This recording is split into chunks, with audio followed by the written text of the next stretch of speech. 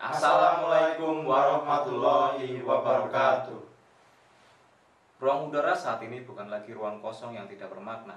Ruang udara harus kita maknai sebagai media strategis yang bernilai ekonomis demi kemakmuran bangsa. Sebuah kalimat indah kami dapatkan dari kampus kami tercinta.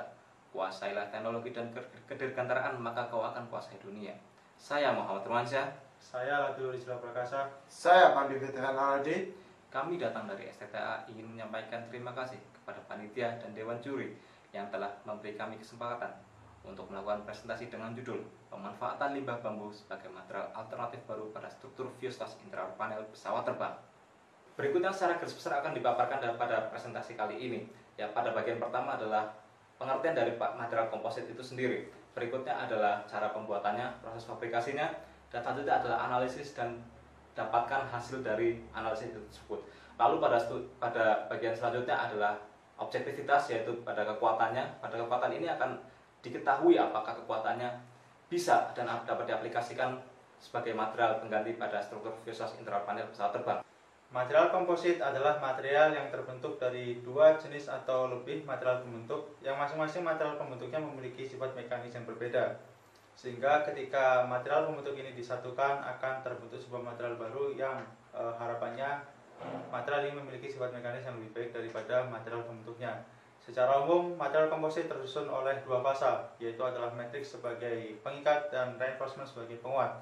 Matriks di sini memiliki peran sebagai untuk penerus tegangan dari beban ke serat, kemudian untuk pelindung serat secara keseluruhan dari faktor lingkungan, kemudian pelindung orientasi arah serat saat proses fabrikasi material komposit.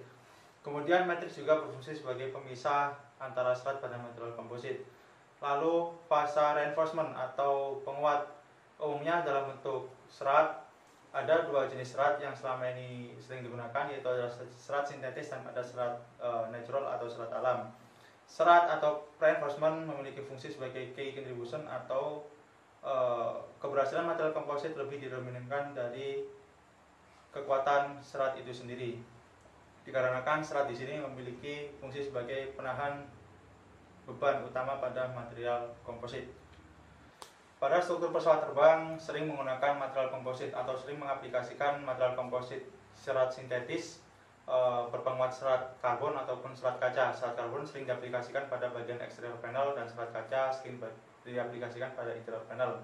Exterior panel di sini maksudnya adalah fuselage, wing, vertical stabilizer, dan horizontal stabilizer.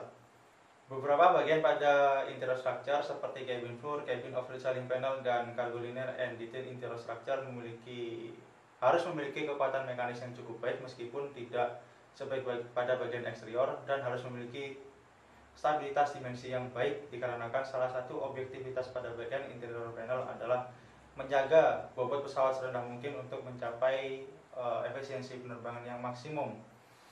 Salah satunya seperti cabin overhead ceiling panel yang berfungsi sebagai tempat terpasangnya seat lamp pada pesawat terbang, kemudian air conditioning control panel, dan tempat tersimpannya barang bawaan penumpang dalam skala terbatas di dalam kabin pesawat terbang.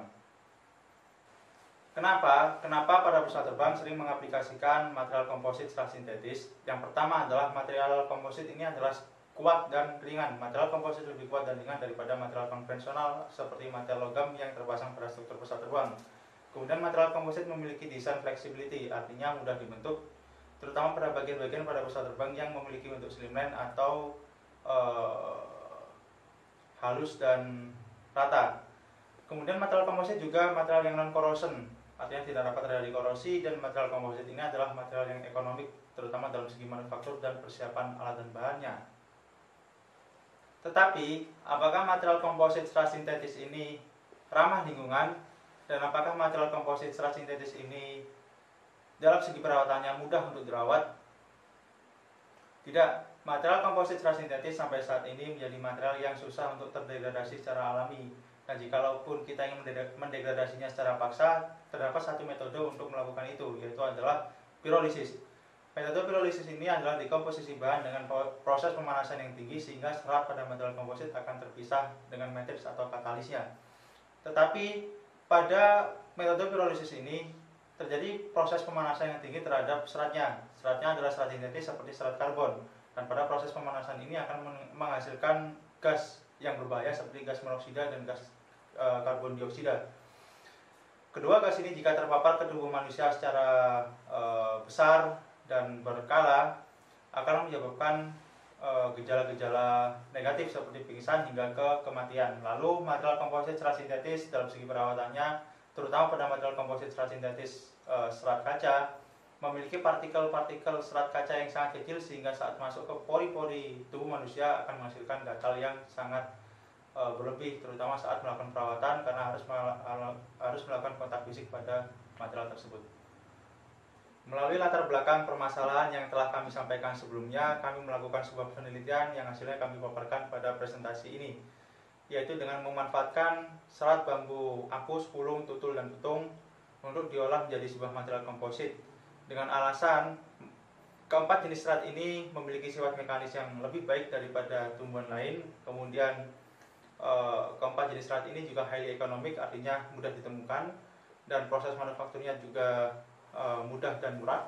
Kemudian keempat jenis serat ini juga termasuk serat yang ramah lingkungan. Bagaimana kita mengolah serat bambu mentah menjadi sebuah material yang bermanfaat bagi dunia penerbangan? Yang pertama adalah prepare, kita siapkan alat dan bahannya. Khusus untuk bahannya kita lakukan perhitungan fraksi volume untuk massa serat dan massa matriksnya. Kemudian kita melakukan fabrikasi pencampuran antara matriks dan reinforcement atau seratnya untuk dibentuk dua benda uji.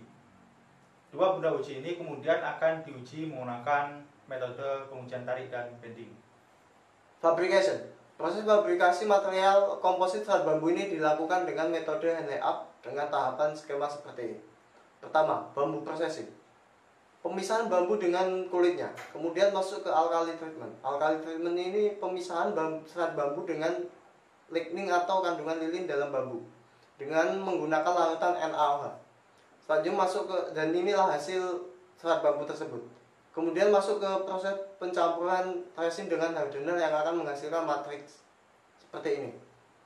Kemudian masuk ke arrangement atau penyusunan serat bambu dengan matriks tersebut. Dilanjutkan dengan proses vakum. Proses vakum ini bertujuan untuk menghilangkan void pada proses manufakturnya. Dan inilah hasil lembaran komposit tersebut.